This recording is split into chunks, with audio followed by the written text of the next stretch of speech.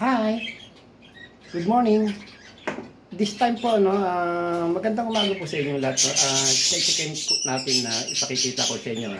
Kung may itlog. Ito po yung mess box number 8, yung kailan lang kahapon ata inalis ko.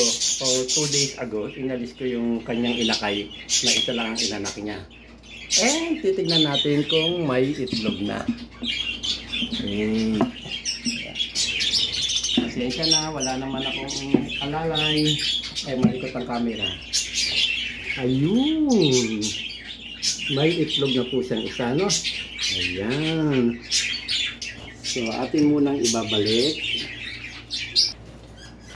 Ayan. So, isa pong magandang balita. Yun, na agad, nag-itlog po siya, no?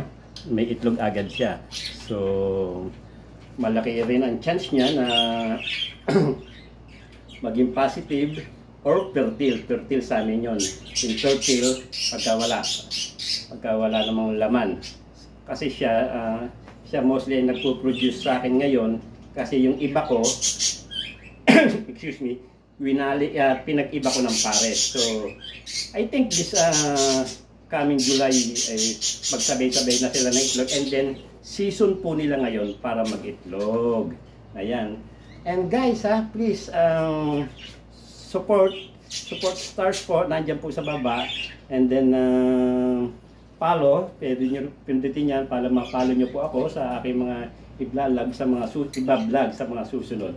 And then sa may YouTube ko po, please subscribe dyan sa button sa baba, pindutin nyo lang po. At marami pa po tayong pag-uusapan. And mag-comment lang po kayo down below there.